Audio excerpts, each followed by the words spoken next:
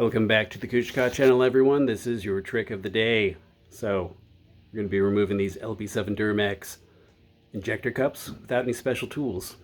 Now, I'm going to preface this by saying I don't recommend doing this. In fact, don't do this. I'm just going to show you that it does work, and it only works if your cylinder heads are already out of the truck. So, injector cup, one I already removed. It's in there pretty good. You can tell it's a little beat up, but let me show you what I did. Alright, LB7 Duramax injector head, cylinder head out of the engine.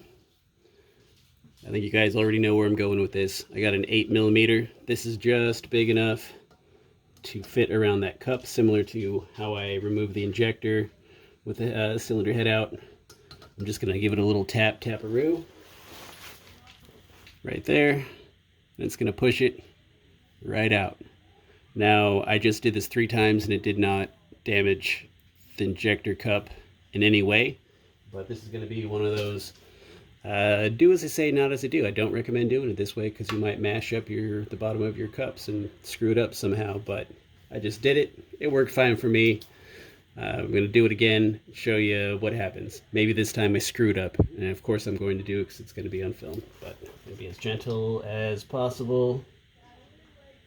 And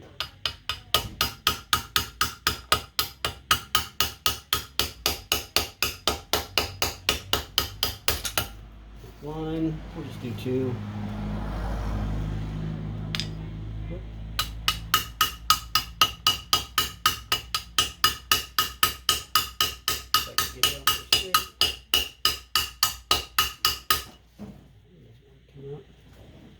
Oh, that one's gone. That one's gone. Get out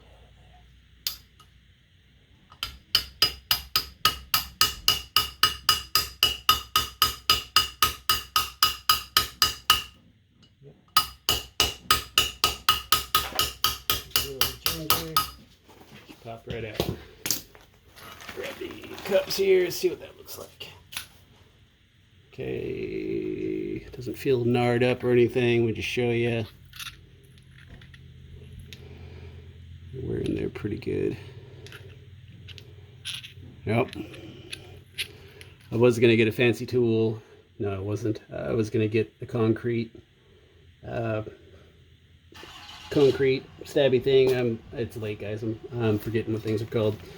But I figured, you know what? I got an opportunity to do something that only a knucklehead like me would do, and that's do it the wrong way and come out all right. So that is your tip or trick of the day that I totally recommend you do not do, but it definitely does work.